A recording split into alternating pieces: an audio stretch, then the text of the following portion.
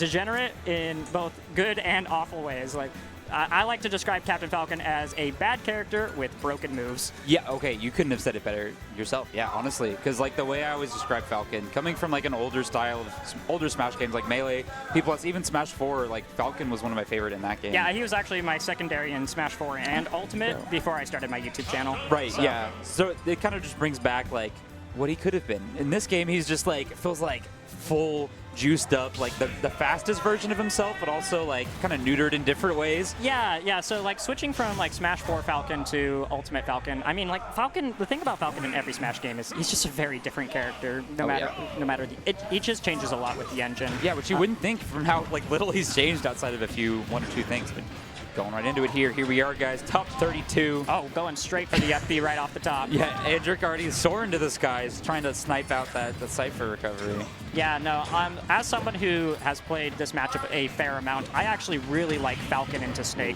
Snake is a really good weight to combo. Stomp works really good against him. And look at that. Yeah, that Stomp he has not stopped yet. He finally got off quite the conversion, though. Almost led him to the knee to seal it out. Yeah, Andrik, though, taking a quick grenade back air, making the set pretty even. A nice jab check there to make sure, and then covering up with the tech chase. That's the cool thing about Falcon is like if you're on point. Oh my God, where is he? Where'd they go? Well, Raiyhn's gone. Andrik's back. Dude, you found a pinata in the corner. A bunch of confetti just kind of materialized out of nowhere. Yeah, no, it's super cool to see. Like that's one of the reasons why this matchup is really good for Falcon. Is Falcon can take advantage of Cypher in a way a lot of other characters can't. Because like when you hit Snake with a weak hit on Cypher, he's fine. He'll like tank through it. But when it's a command grab, it's really tough for Snake. Oh, that was almost it. Yeah, and like you're saying, like Falcon, he is the moves character, the character with the good moves, which we've seen so far. Andrik's so precarious with these landings on the Nair ones. He's able to just link up the damage like nothing. And on Snake, of all characters, who normally is able to just press B, get out of the situation for free. Yeah, no, and like he definitely gets a lot from like grenade, like breaking Falcon's combos. But if at the same time, like Falcon hits so hard that the extra % on Snake matters a lot. Yeah. And like something you really should be watching out for in this matchup, I think, is like Nair 1 into knee, really consistent on Snake here. Yeah, he's got that perfect weight, perfect height actually to get followed up onto where the knee is actually true a lot more often than you might think. Yeah, exactly. Oh wow, he almost comboed grenade into up smash. I would have popped off. Oh my God, we were all ready. Let's see though what Raiyhn can do with this game one. Yeah, it's not looking super good for one of Washington's best, but that's just the Falcon. He will run you over in one game, and then you'll get ran over in the next game if you're not careful. Oh, absolutely. And right now, Raiyhn kind of picking his spots really well. He opened up Andrik with those down tilt pokes, the fair even to pop him up on the platform, and now he's suddenly a lot more closer in this last stock. Yeah, no, Raiyhn can definitely still make this comeback. The funny thing about Falcon is like sometimes it feels that would have been interesting. Oh, careful! What a retort though. The fair leading to quite the conversion. Not quite enough to get the kill, but he's sniping this out so well. Yeah, the interesting thing about Falcon is like once they get out of your kill % ranges of like down air knee, Nair 1 knee. Like what does he do? He has to find a raw kill option with like Falcon kick, smash attacks, that sort of thing, and like I mean, as you can see here, that grenade kills. And just like you're saying, there you go. Sometimes the Falcon kick from down right below the platform. That's all you need. Yeah, once people start getting past like 120%, I find that sometimes it can be a little tricky for Falcon to find the kill. Yeah. And so like Raiyhn there almost was able to make the comeback there, even though started off with 100% behind on that last stock. Yeah, definitely playing to his strengths, right? Like Snake players, we see them doing those fancy little movements with the B reverses, but Raiyhn really like carving a Snake pattern of his own, using a lot of the pokes and normals, tilts out of shield to like get Falcon, annoy him so that he can't like up B, get those hugs that lead to so much percent. Yeah, and like if Snake ever gets a chance to Nikita Falcon as well, that's usually like there's a lot of mix-ups that he can. Oh, careful! This is such a bad situation. Could be for early, him. Yeah. Able to make it though, nice. Cypher saving his life and taking the reversal. The reversal to boot. That was such great awareness of the timing. Raiyhn finally quite the lead he's established to start off this game 2. Yeah, no, I mean, that was looking like a terrible situation, but now it's Raiyhn's turn to take the lead. The turnaround, incredible. Andrik just finding that out of nowhere, almost getting ledge trapped for another stock. Yeah, the thing about Andrik that I've noticed, I've studied his gameplay even before I was watching or before I was making content for YouTube. Nice.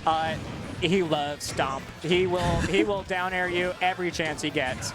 I think it's the beautiful thing, right? When we see a good technical Falcon player, someone who's getting the results, they're just as keen on doing the B buttons as the other Falcon players you might see at your very own local. As we saw to end that game 1, it was just so incredible. He got the Falcon kick, and like you're saying, that's really all they have sometimes.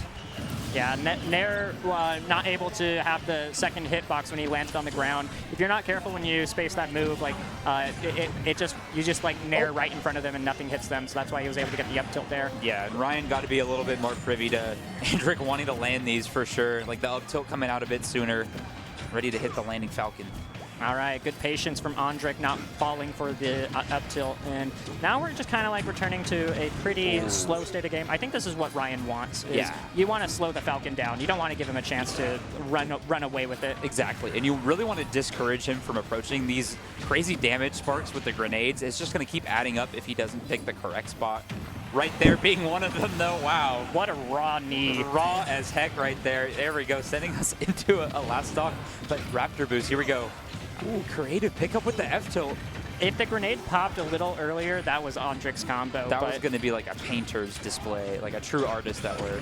Andrik is an artist with Falcon, but at the same time, he will just be belligerent about stomp. Oh, yeah, you got to find your way to stomp. If it's going to work or not, they'll find the way. But here we go, up airs, crawling on the corner of the platform. Raiyhn got to find the way to not give him these knees. Lucky trade, didn't get hit by the sweet spot of knee either. Yeah. But Andrik here found it. Oh my God, Andrik being so tricky with these. You saw Raiyhn kind of just staying comfortable underneath the flat, thought he was totally safe. But Andrik kind of just tricking up his movement with all of those auto-cancel aerials leading to the confirm at the end of the day. That was beautiful display. Yeah, no, for sure. But even though Andrik is up 2-0, I would not count Raiyhn out. Both of those games did go down to last hit, last stock. Yeah. And so if Raiyhn can successfully slow down the pace of the games, get more of those trades with grenade, then I think that would really help him out here. I think they're kind of working towards different game plans as well, because like you're saying, Raiyhn does play a much comfortable, slower pace, but at the end of the day, Andrik having a lot of set history, I believe, with Alandis, one of the premier Mexican Snake players. He is willing to be slow, but he knows the spots where Snake is weakest. So as long as he gets these edge guards, these side kills, that's really all you need. Wow, got that stomp. Was that a 2-frame, or did he jump from ledge? It must have been. It could have been either. Honestly, I couldn't tell. At the end of the day, he is in the blast zone, and it is now Andrik's combo. And let's see where he's able to take it. Here we go. So horizontal right now. Almost getting the tech read continuation, but Raiyhn staying ahead of it. Nikita here, surely. No, wow. So be able to drift away and not get hit by the Nikita. Now Andrik has another chance to keep this percentage going. Latest hit a Falcon kick, but you know what? Sometimes just throw it out. Yeah, extra credit. We're taking those all day. All right, though. Up tilt's a little bigger than grab.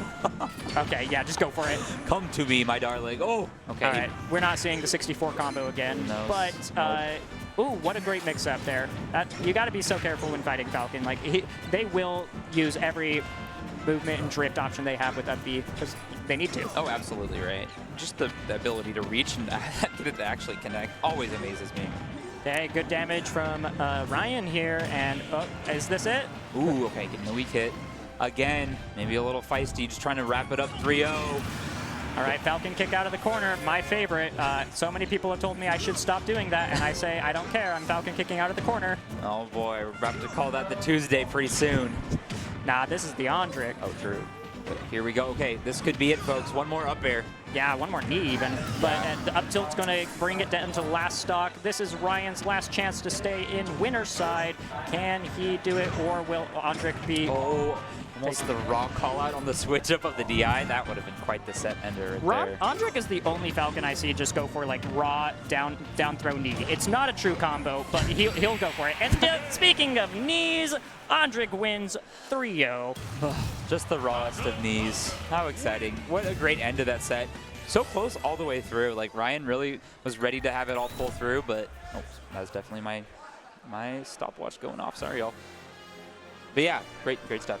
Yeah, no, I have to say that, like, I mean, I just think that the matchup for Snake versus Falcon is in Falcon's favor. Like, it's one of the few top-tier matchups that I feel Falcon does good in, because typically I don't like Falcon into top tiers like Steve, Aegis, whatever. Right. But against Snake specifically, like, he just a lot of it lines up really well for Falcon. A lot of it just works, right? Whether it's like the whole name of the game, like you hear all the time, is like you need to get Snake off stage. He spends all that time recovering. You have all that time on stage to sit and think about how you're going to spike him. Meanwhile, the Falcon player is only thinking about dare, knee, catch the Cypher with like a late knee, and then they just explode. Ugh, there's so many variations of it. Yeah, no, and it's just, Snake is just the perfect weight for Falcon. It's you know, if you want to, mess around with Snake Falcon in training mode, you'll have some fun. It's a match made in heaven, truly, as we saw right there. Great.